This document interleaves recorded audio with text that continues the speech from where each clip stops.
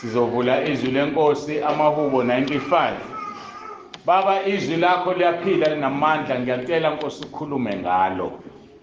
Ngiyakhuleka uNkulunkulu wethu ngoba izwi lakho linamandla, lidabula umlilo, lidabula amanzi. Liphilile, libukhali kunenkembe esikanhlangothi zombili. Lihlaba lahlukanise umkantja namalunga, moya nomphefumulo, lahlulela imicabango nezizinda kukho kusithekile okungekho bahle. Izwi lakho uyalithumela Nkosi njengokweHubo 107 verse 20 libaphilise, libakhulule emathuneni ngegama elinamandla likaJesu ophilayo. Ngiyakhuleka Nkosi kuba lwenze umsebenzi singazilanduleli ngosuku lokugcina. Sibonga ngabo bonke abantwana bakho abakhona, busisa lona loyo ofikile. Gcina umlondoloze, alengise inkomo efike idlutshane, isheshisi bisiyolala phansi etshise. Kwangathi singakubamba konke Nkosi esikunikeziwe, mase sibuyele emakhaya sihlale phansi setshise siphilizwe. Singabe ngabaluzwayo kuphela sizikhohlisa. Siyabonga ngobufakazi obungaka esesibuzwile. Siyabonga ngazo zonke izinkulumo kusukela ekseni eziphakamisa igama lakho. Ushilo ezweni lakho kuJohane 3 verse 14 wathi njengokuba uMose wayiphakamisa inyoka yethu sehlane kanjalo simele ukuyiphakamisa indodana kaNkulunkulu. Siyakuphakamisa Nkosi Jesu kubudumo luye kuBaba ekhaya ezulwini. Amen. AmaHubo 95 sifunda uverse 6. Mhlambe no7 ngisathi sengimfunda. Wozani masikhuleke, sikhothame, siguqe phambi kaJehova umenzi wethu. Ngokuba yena uNkulunkulu wethu, thina singabantu bedlelo lakhe nezimvu zesandla sakhe.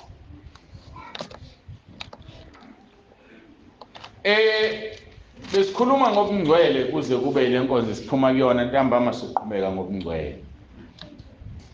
Siphawulile ukuthi izwi lenkosi lithi bani ngcwele ngoba uJehova uNkulunkulu wethu ungcwele. Namanje kufanele siguqe sikhothame ngoba yena uNkulunkulu wethu. Angazi noma uyayibona into iyahlangana. Asiphili u6 no7.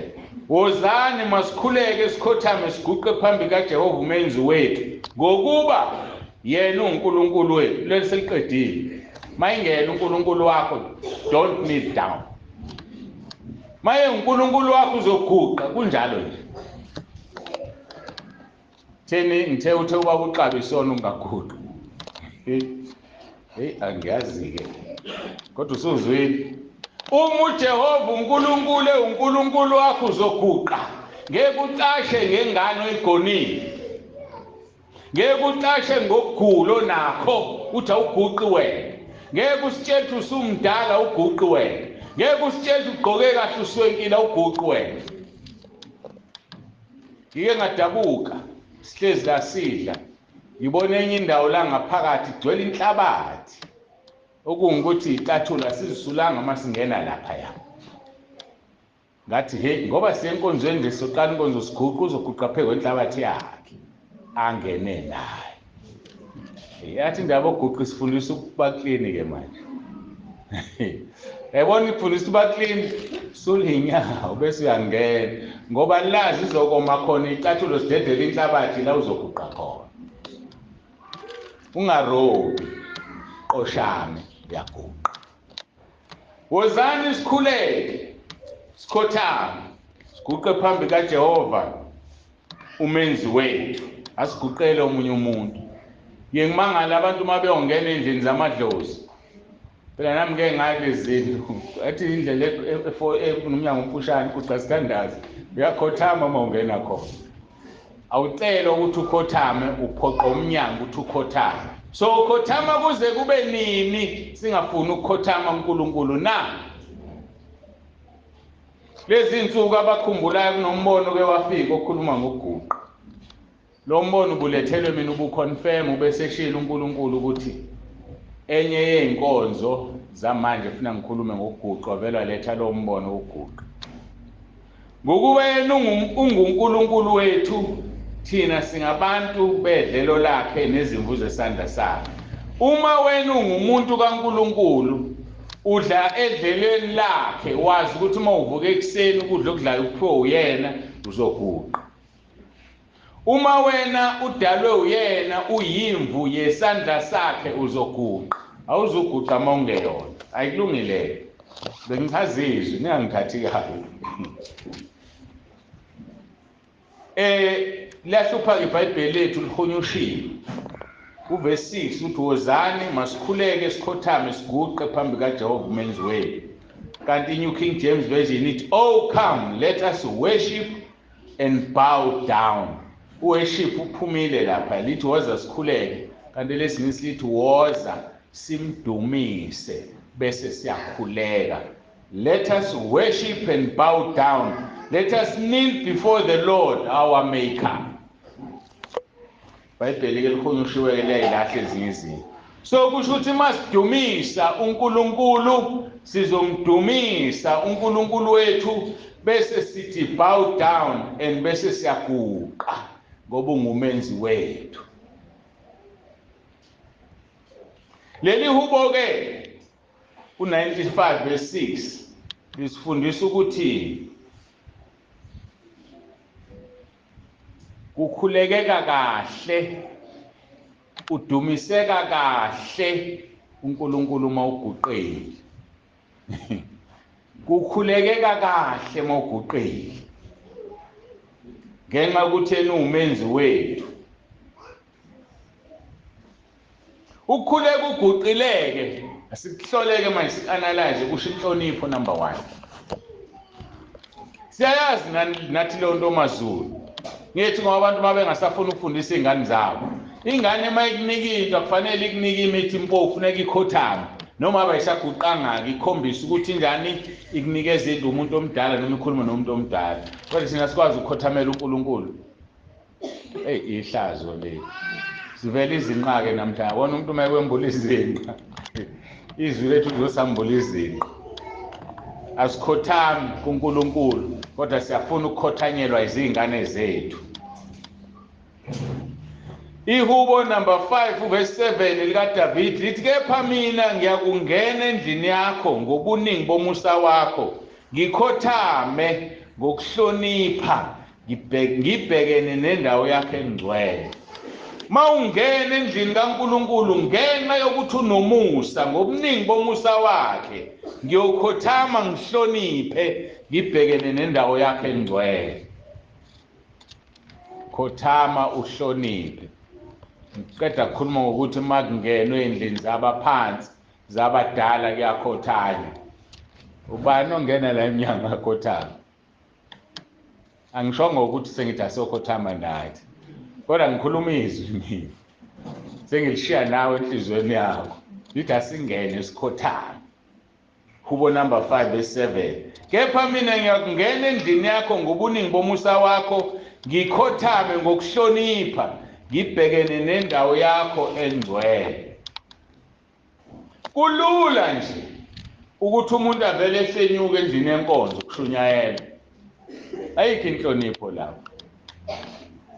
Kulula nje ukuthi umuntu ehlenyuka ashone etoilet ayochama. Kuyashunyayela. Lo muntu omphazamisayo umgudluzayo ufuna ukuphuma. Uyazi ukuthi mhlawumbe uSathane uzokwenza ushisa umchamo manje kanti ufuna ukuphazamiseka ngoba khona lelizwe angezulizwe. Liyobuzwa kubani igazi lalo muntu? Liyobuzwa kubani?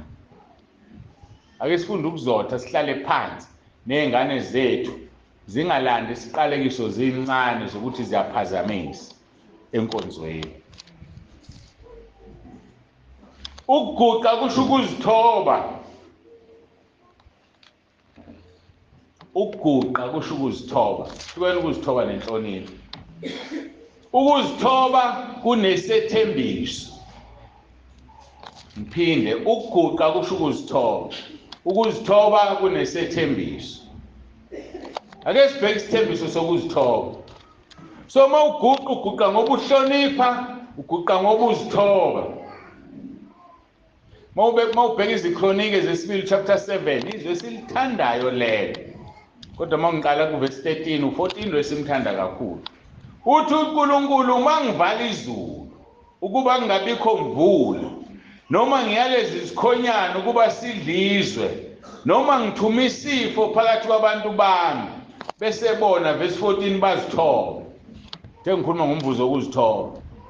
Uma uNkulunkulu evala izulu, ayalezi isikhonyana emasimini sidla ukudla, bese thina siyazithoba. Bazithoba abantu bami ababizwa ngegama lami, bakhuleke, bafuna ubuso bami, baphenduke ezindleleni zabo ezimbi, ngiyokuzwa ezulwini ngithethelela isono sabo, ngiphilise izwe labo. Iyodwa into afunayo kuqala wenzani? Ukuzithoba. Ukuzithoba kungikwenzani? Ukuguqa. Zithobe uma ubizwa ngegama lakhe, bese uyakhuleka, ufuna ubuso bakhe, bese uyaphenduka ezonweni zakho, phenduka endleleni zakho zimbi. Uthi uNkulunkulu uzozwa noma bengafuni ukuze uzozwa. Akezwa njengoba sizithobi, akezwa njengoba sifuna ukuguqa, sithanda ukuthandaza simile. Noma uthandaza uhlezi, baye bangihlekise kabantu. Makuthiwa ke sithandaza, ahlale esihlalweni sakhe bese thoba ikhanda ethi. Iqiniso libele lithi awuguqile kodwa ukhona unembeza wokuthoba. Yafisa khona ukuthoba kodwa njani awuguqile. Angazi socasha ngani ngokungaguqi uma siphuma kule nkonzo. Bazithoba abantu bami ababizwa ngegama lami, bakhuleke, bafuna ubuso bami, baphenduke ezindleleni zabo ezimbi, ngiyokuzwa ngisezulwini ngithethelela isono sabo, ngiphilise izwe labo. Isethembiso leso. Uzothethelela isono sakho, aphilise izwe lakho. Ngaphezu kwakho konke uthi manje amehlo ami ayakuvuleka, izindlebe zami zilalela umkhuleko owenziwa kule ndawo. Yiphi na okuguqwa kuyona? Siyaguqa thina la entabeni endlu kaJehova, kodwa siguqe ngokuthembeka. Kusho ukuthi yikho uNkulunkulu eyiphendula imikhuleko yethu. Usezoyiphendula kakhulu ke manje, ngoba sesizoguqa kangcono kunale ndlela esiguqa ngayo. Ngamanye amagama ke usungayiphathela nje. Angazi mase bezokufanisa naleli abandla elithi imali yokhonza liphathi izitepu. Mhlambe nawe uzoyiphathela isitepu uzoguqa kusangazi. Kodwa ekudineni kwakho konke angazi wena uzokhetha ukuthi wenze njani, ngoba uNkulunkulu ukuvuza ngokwenhliziyo. Uzobona ukuthi uphatha kokuguqa nje ngoba uphakeme, noma uphatha kokuguqa ngoba iminyaka isihambile sekubuhlungu ukuguqa, kodwa khona uzoguqa. Ngizama ukuthi ungabukeli omunye umuntu ephetha aguqa kukho bese nawe uyakuphatha kanti umusha wena. uNkulunkulu ubuka inhloso enhlizweni, into yenzayo uyenzelana. Ubuka inhloso bese kunika umvuzo. Akakunika umvuzo ngento engaphandle. Ufunde lapha kuJeremiah 17 uverse bani, ngicabanga ukuthi u10. Uthi ngivivinye inhliziyo, ngihlola izinto, ngikunike njengokwemisebenzi yakho. Abesenani ligamane elinzima, nanjengokwezithelo zemisebenzi yakho. So ufika uyenza into, lento yenzile ibisikhiqiza izithelo. Ufika uthola umvuzo ngento oyenzile, bese uthola umvuzo njengesithelo sakho. Ngilinganiseke ngomuntu oduna imoto uma ngikhuluma ngaleli lizwi, ngibona umfanekiso omuhle. Nanga umuntu uyadriver, siqhamuka isigebengu simduna imoto bese siyamdubula uyafa. Uzothola umvuzo wokubulala, ubulele. Mhlambe lo baba lo mbulalayo unengane encane neminyaka 5. uNkulunkulu ayidala ukuthi izoba udokotela isiza abantu, ayisakwazi ukufunda, isiyiphara.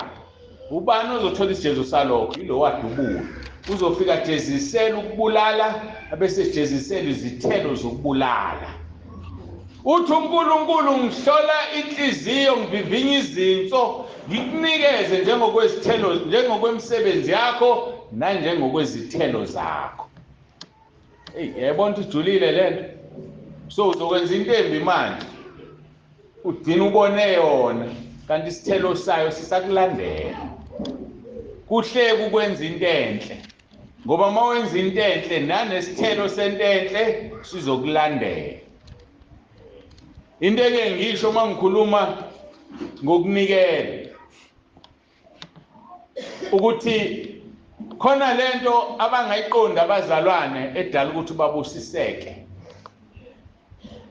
Ubusiswa isithelo sokunikela kwakho noma uqalekiswa isithelo sokunikela kwakho.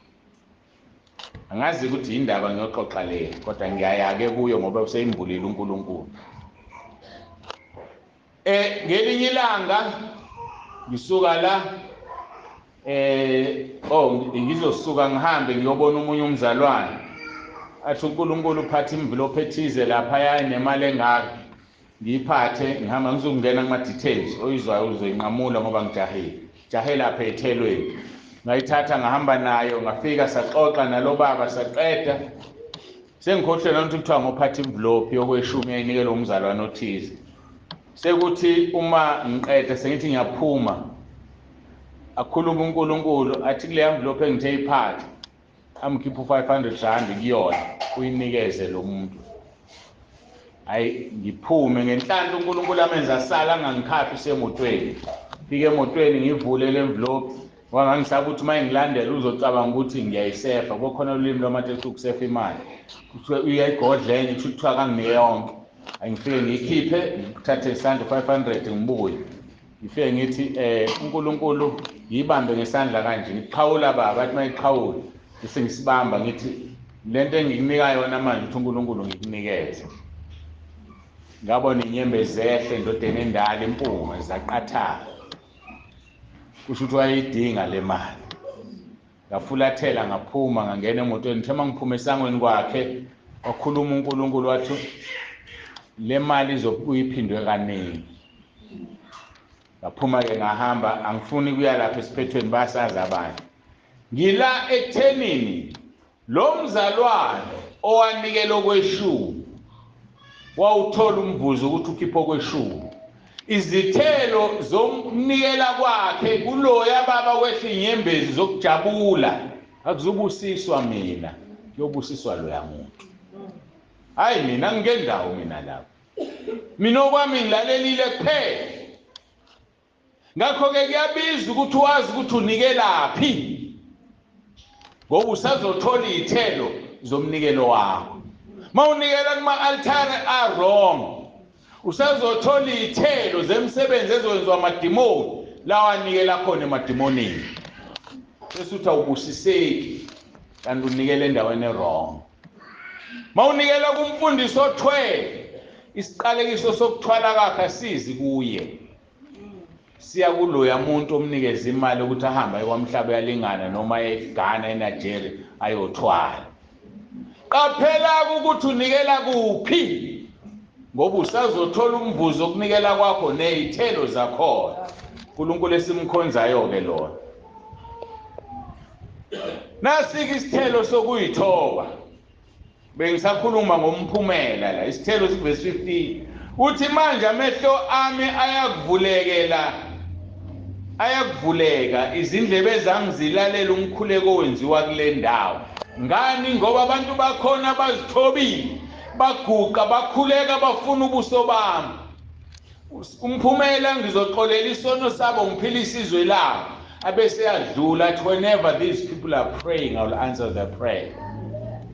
Isithelo sokuthi waguqa ngelinye ilanga whenever ukhala uNkulunkulu ngisho ungasaguqili usemotweni yadrive vele uvuka umkhuleko uzowulalela ngoba uyakwazi ukuthi uhlala uguqa isimo esingakuvumeli ukuthi uguqa. Useteksini awukwazi ukuguqa ngoba ngisho ukuthi phela siguqa yonke indawo khona lo mkhuleko ohamba uvuka. Lo ongidalela inkinga komama lithi izwi lenkosi umoya wesifazane ekhuleka noma eprofetha enze njani ekhanda athwala. Umbuzo wami uthi-ke uma uthwala ngoba uzongena endlini yenkonzo uma uvuka umkhuleko uhambe endleleni ungathwele kwenzakalani? Uma uvuka umkhuleko usemona uyicophile ukuvula isihluthu sakho awuthwela ngithi hayi angazi bakhale bathi sikhuluma ngoba singabesilisa siyacindezela thina ngoba angeke umphumela uthi uNkulunkulu umkhuleko wenziwa kuleyo ndawo ngiyayilalela athi kovuleka amehlo akhe kusho ukuthi noma bengayiboni engayinakile usezoyinaka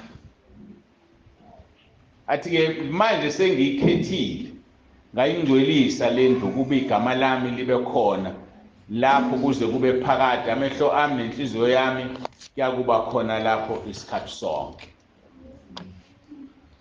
Sasinendlu encane la esasikhonza kuyo saqala kuyo ukukhonza khona amagama akhulunywa umama umeya esivakashele kwakusekhona umeya wesifazane ngicela ungamusha isibongo sakhe bazomaza abanye wafika la kwakhonzwa theseqediwe wafisa ukukhuluma walinikwa ithuba akuphelanga lento ayikhuluma kumina wavula lelizwi wathi ngiyahluleka ukuthula uNkulunkulu uthi angifunde lelizwi waqala walifunda la verse u13 no14 wayesethi nanti likhulunywa uNkulunkulu uverse 15 no16 manje amehlo ami ayakuvuleka izindlebe zami zilalela umkhuleko owenziwa kule ndawo bazogcizelela wathi kule ndawo wathi manje sengiyikhethile ngayingcwelisa lendlu kuba igama lami libe khona lapho kuze kube phakade amehlo ami nenhliziyo yami kuyakuba khona lapho isikhathi sonke ngayibamba leli gama uNkulunkulu ayinto ayikhuluma kulo meya uyayenza umkhuleko owenziwa la uyenzeka uyaphendula umkhuleko nje owenzeka la ukube phela wenzeki ngaba nikho labazalwane basekhaya lezwi nila ngoba uNkulunkulu njani uyaphendula kwaprofethwa kumeya ahlala lawo magama amadoda asendulo ayezithoba guqa khuleke sikhuluma ngoguqa Genesis 24 ncwadi yokuqala encwadini eBhayibhelini uverse 26 no48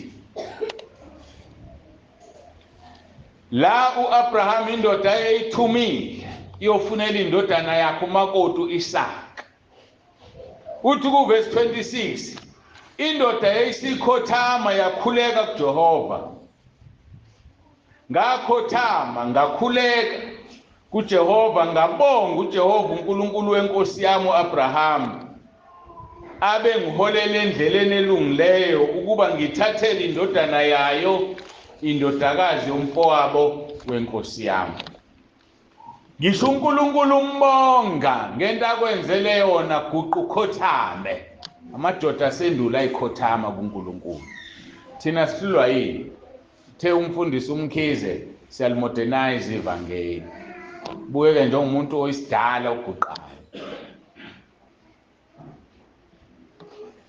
namakhosi ayeguqa phambi kaJehova mina ngisho amakhosi siyini thina noma singafuna ukuguqa nje amakhosi ayiguqa izikronike zesibili chapter 6 qala verse 12 kuya 14 noma uSolomon eyinkosi ehlakaniphe kuna wonke emhlabeni wathi uNkulunkulu emnika ukuhlakanipha akekho yohlakanipha njengaye emva kwakhe futhi akekho ake wahlakanipha njengaye uyilento okuthiwa yijini yabona nje uSolomon ngisho ungazibona uhlakaniphile wena namhlanje kodwa ngeke ufike kukaSolomon uNkulunkulu mayikhulumile into yenzeka ngeke asinike ukuhlakanipha uyofika kukaSolomon wozile u40 days ubona nje ukuthola yini ngoba uyobe kusho ukuthi uNkulunkulu uqamba amanga leyalephula izwi lakhe ngisho esefisa ukulephula ngeke alephule Solomon uhamba yedwa ngokuhlakanipha kubo bonke abantu abake baphila nabayophila emhlabeni Solomon ke waguqa uthi uverse 12 wema phambi kwe-altare likaJehova ebusweni balo lonke ibandla lakwa-Israyeli ezwa ke wema phambi kwebandla lakwa-Israyeli welula izandla zakhe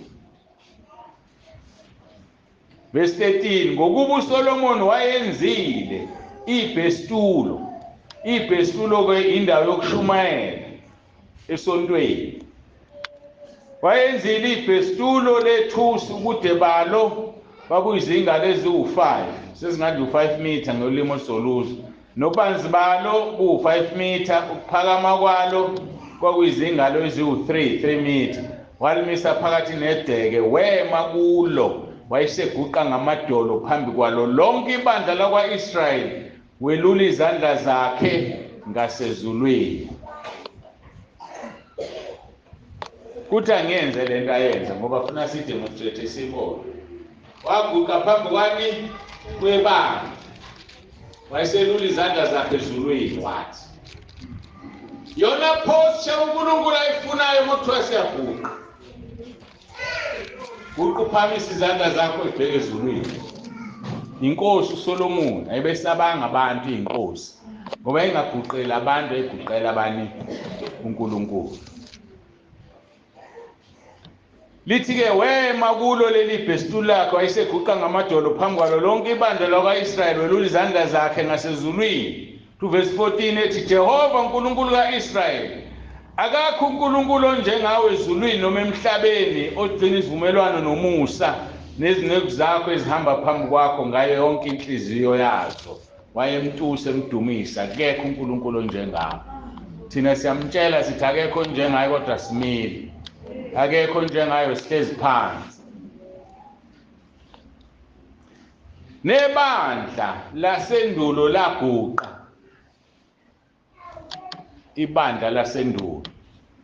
Ngifuna ungilalelele, uma ngikhuluma ngebandla lasendulo, angikhulumi ngebandla lokuqala.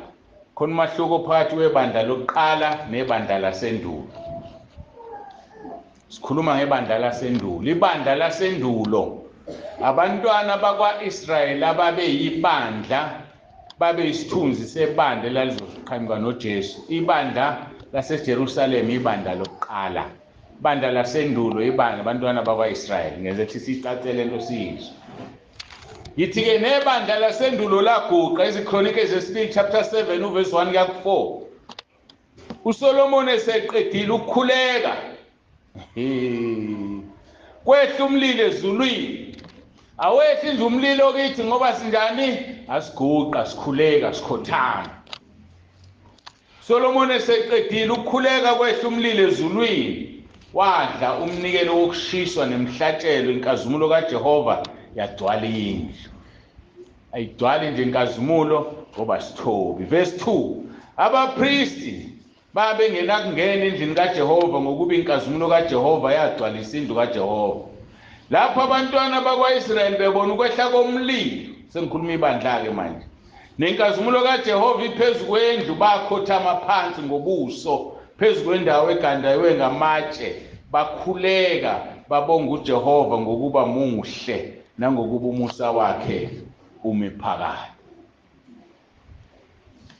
Lenzani ibandla? Lakhothama phansi ngobuso. Ngizongixolela nje, angazi kabangapha abasithe ePolpini. Ngikhiphe ibungu ngafuna siyibone le. Naka siyibone. Khothama ngobuso. Uwe phansi, khothame ngobuso. Isiphongo sishaya inhlabathi. Yangibona ngenze njani? Ibandla lelo likaNkulunkulu ngesikhathi Solomoni eguqile ethe, yashisa le ndawo. Ngiyibona kodwa. Zwile ukuthi ithola liguqephi ibandla. Ake ngiphinde uverse 3. Lapho abantwana bakwa-Israyeli bebona ukwehla komlilo nenkazimulo kaJehova phezu kwendlu, bakhothama phansi ngobuso phezu kwendawo egandayiwe ngamatshe. Ngamatshe. Thatha isiphongo sakho usibeke phezu kwetshe. Angazi uma usuvuka ususula. Uvuka ususula. Isiphongo sakho sibekwe phezu kwamatshe.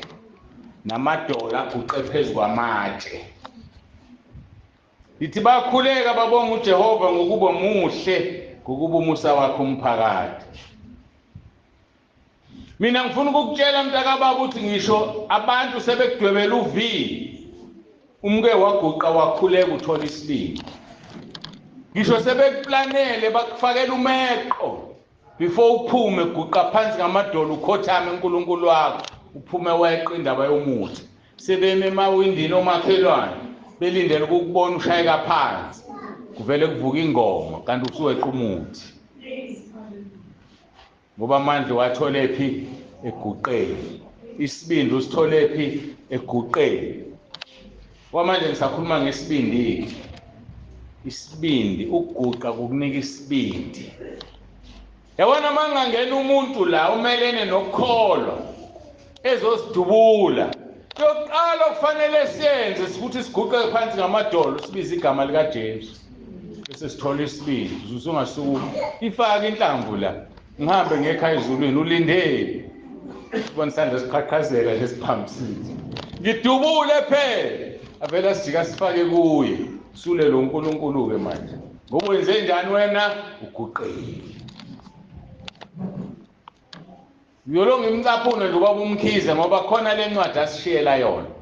Phinda umlaleli ubaba uMkhize.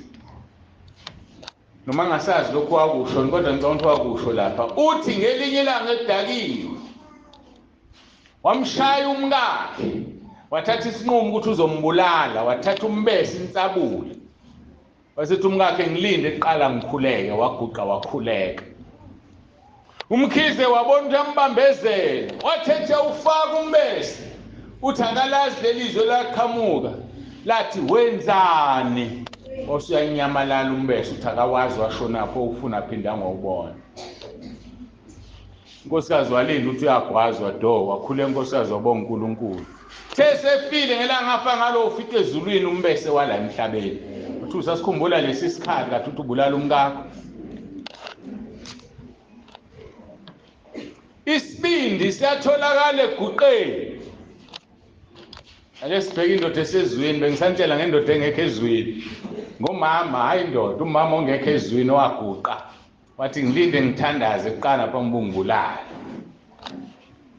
Daniel 6 verse 10. Daniel esekwazi ukuthi umbhalo ulotshiwe wangena endlini yakhe. Amafasitela ekamelo lakhe ayevulekile. Ebhekise eJerusalema waguqa ngamadolo kathathu ngosuku. Wakhuleka wabonga uNkulunkulu wakhe njengalokhu enzile kuqala. Wakhuleka uDaniel ebonga uNkulunkulu wakhe. Wayezofakwa uDaniel emphandweni wengonyama. Ngenxa yokuthola isibindi eguqeni waphonswa emphandweni wengonyama. Ingonyama zibonanga inyama. Yazi zabonani ingonyama? Zabona idwala, zathi ingonyama silinde thina idwala. Umdali wethu idwala uJesu asimudli thina. Zahlala naye kwaze kwasi. Ngoba wenzeni? Uguqile kathathu ngosuku. Angazi kwena uguqa kangani. Uma ke uguqa kho, uma ke ukuthi uyakhuleka. Emva kokufundwa kwezwi. Emva kokufundwa kwezwi kufanele sikhothame siguqe simbonge uJehova uNkulunkulu ngoJesu Kristu. Ezinye izinto ke kufanele ungazi-implement ebandleni ngoba bazothi implement umthetho. Ngiyabuka ke manje ukuthi mayiphuma inkonzo la before sikhuleke angithi siguqile masiqala kodwa mase siphuma sikhuleke emva kwezwi ibandla lokuqala ibandla lakudala laguqa. Nehemiah chapter 8 verse 5 no 6. uEzra wayivula incwadi emehlweni abantu bonke ngokuba wayengaphezulu kwabantu, meaning standing above all. Wayengaphezulu kwabantu bonke. Nalapho evula bonke abantu basukuma. uEzra wambonga uJehova uNkulunkulu omkhulu. Bonke abantu baphendula bathi amen, amen. Baphakamisa izandla zabo, bakhothama, bakhuleka kuJehova, ubuso babo bubheke phansi. Eseqedile ukuvula incwadi bathi abantu amen, amen. Baguqa, bambonga uNkulunkulu, bakhothama, bakhuleka. Yikho ngithi nathi kusho ukuthi asithembekile.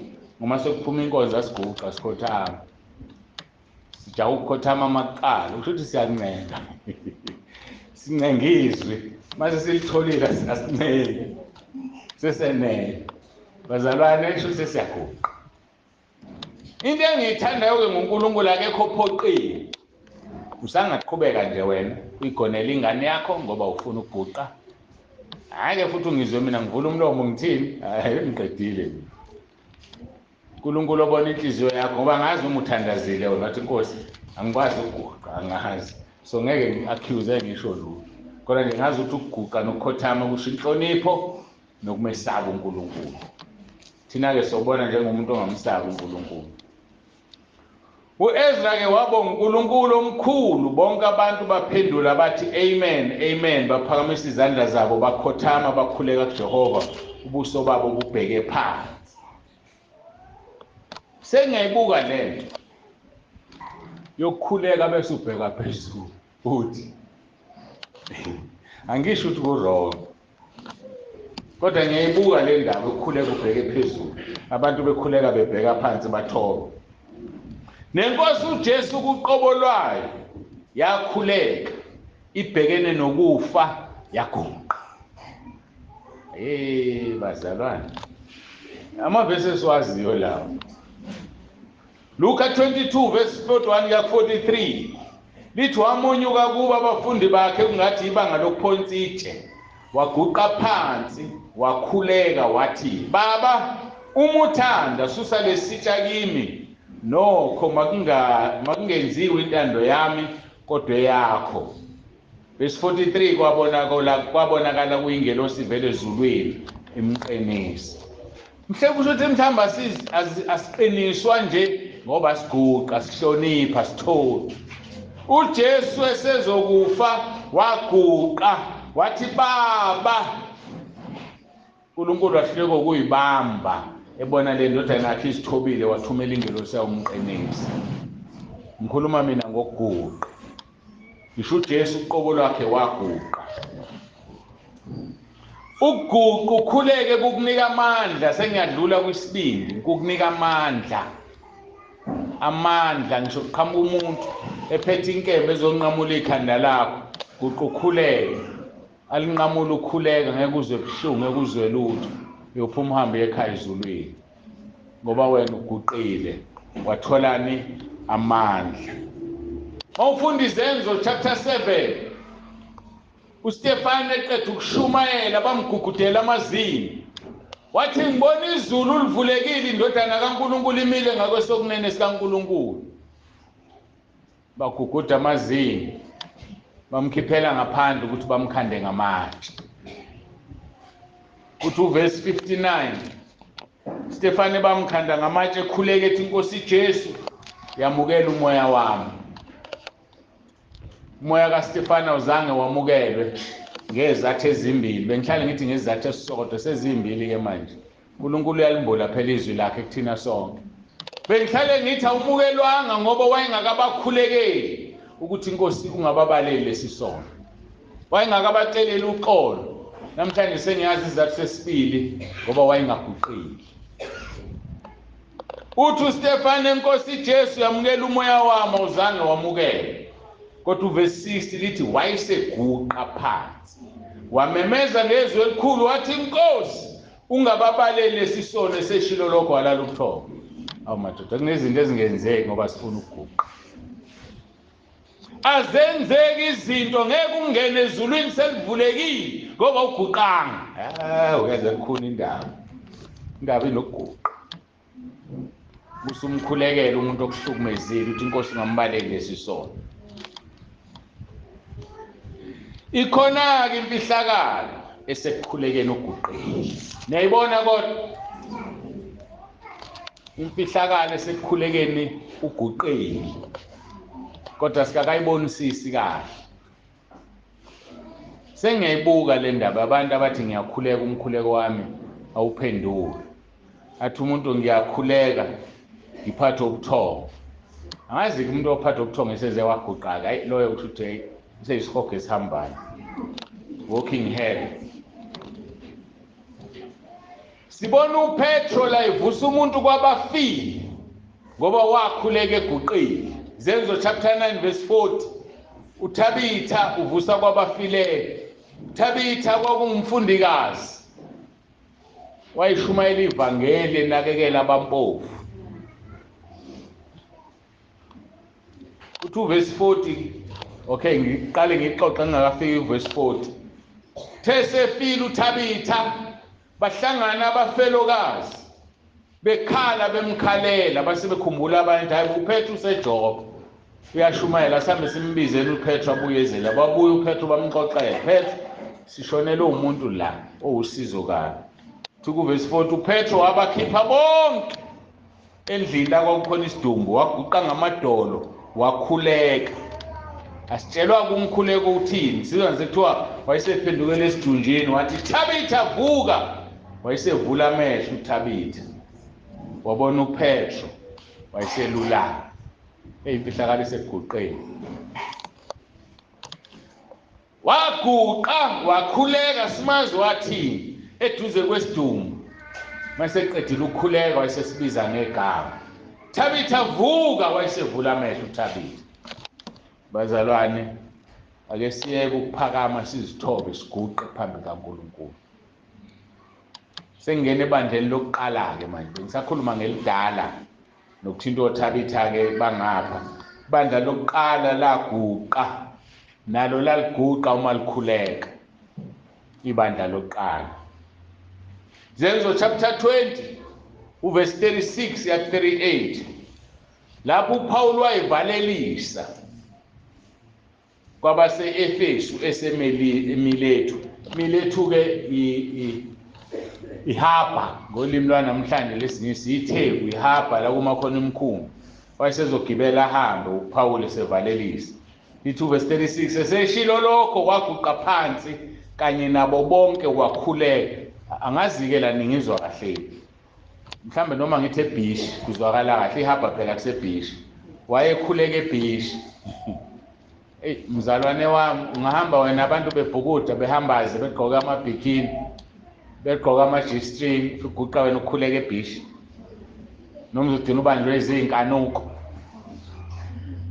bakhuleka ebhishi laba bazalwane verse 36 eseshilo lokho ukufunda-ke kulapha ngenhla koma verse 35 34 uthi wathini ibona waguqa phansi kanye nabo bonke wakhuleka verse 37 bakhala kakhulu bonke bamgona uPaul ngentamo bamanga verse 38 belusizi kakhulu ngezwi alishilo lokuthi abasayikubona ubuso bakhe base bemphelezela baya emkhunjeni babemvalelisa eseshilo njengoba ngihamba nje ngeke nisangibona ngoba sengiye ekhaya ezulwini waguqa nabo bonke baguqa ebhishi namhlanje ke sekwahanjwa ngamabhanoyi mawuphelezela umfundisi wakhe ogibela ibhanoyi niyavalelisana yini ngoguqa msaba abantu kuyothiwa nje bakithi airport sesiguqile la siyahuleka yazi kunzima ukukholwa yabona kodwa uthi uJesu namahloni ngami phambi kwabantu ngiyabonga ngishongo ke mina kusho wena belusizi kakhulu ngezwi alishilo lokuthi abasayibona ubuso bakhe base bemphelezela baya emkhunjeni kade bonke sebeguqile sikhuluma ngebandla lokuqala kwizenzo 21 verse 5 uPaul wadlula lapho wayovalelisa eThire nakhona kwathi sesiqedile lezo zinsuku saphuma sahamba bonke basiphelezela kanye nawo umkabo nabantwana kwaze kwaba ngaphandle komuzi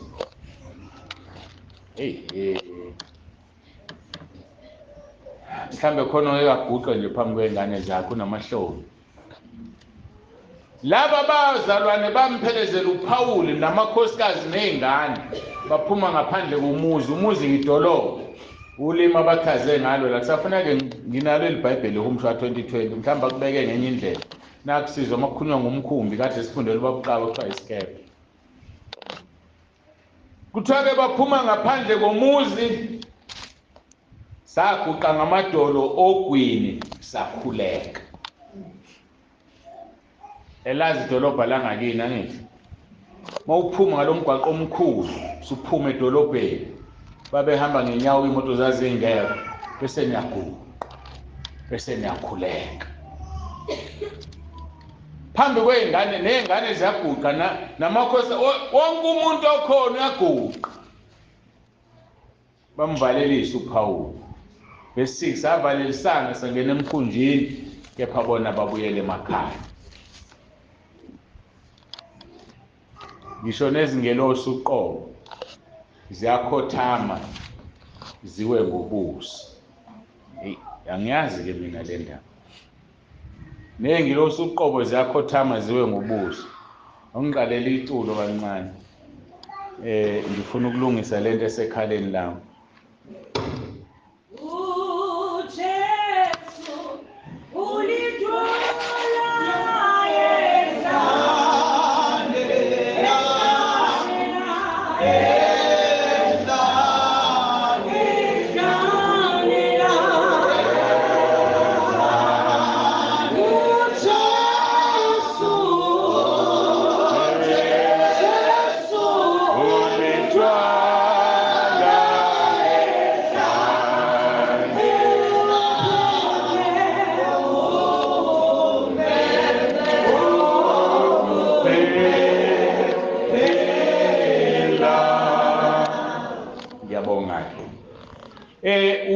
Ngithi ke mina nengelosi ziyaguqa zikhothama. Mawufunda isambulo chapter 7 verse 11 lithi nezingelosi zonke ezazimi zihaqa isihlalo sobukhosi namalunga nezidalwa ezine zawa phansi ngobuso phambi kwesihlalo sobukhosi zakhuleka kuNkulunkulu. Sengidemonstrateileko ukuwa ngobuso ukuthinta isiphongo phansi. Ezulwini lempilo ke leyo. Masihlule ukuguqa emhlabeni sokuguqa kanjani ezulwini? Sihlule ukuguqa la emhlabeni ezulwini ke ngaphandle mawunelakho ke wena uzakhele lona. Ngegama lika Jesu onke amadolo azoguqa. Siyeza ke leso sikhathi lapho onke amadolo azoguqa ngenkani. Ngenkani ke manje. Ngenkani. Philip chapter 2 verse 9 kuya 11. Ngalokho ke uNkulunkulu wamphakamisa kakhulu. Wamnika igama eliphezulu kwamagama onke ukuze kuthi ngegama lika Jesu amadolo onke aguqa. Awabasezulwini, nawabasemhlabeni, nawabangaphansi komhlaba. Nezilimi zonke zivume ngokuthi uJesu Kristu uyinkosi. Bazalwane ke siyeza leso sikhathi. Mawuhlule ukuguqa manje kukuhle kumnandi yokuguqa kanjani suphoqelekile. Koba buhlungu ngoba koguqa yonke into. Ngakho ke thina njengabantwana bakaNkulunkulu manje sibhizi siguqisa amadimoni ngegama lika Jesu. Kodwa thina sifuna ukuguqa. Isimanga ke lesi. Isifo siyaguqa ngegama lika Jesu. Ngethemba usephendulekile indodakazi bebengimkhulekela la. Ufikela ekseni wasibona siguqa sikhuleka. Wanamahloni ngoba akaguqi waguqa. Baphela ubuhlungu bedolo. Wacabanga ukuthi mangivuka kuzovukeka wavuka. Ngoba kunjani? Ngoba sibiza leli igama eliguqisanayo. Uguqile waphila.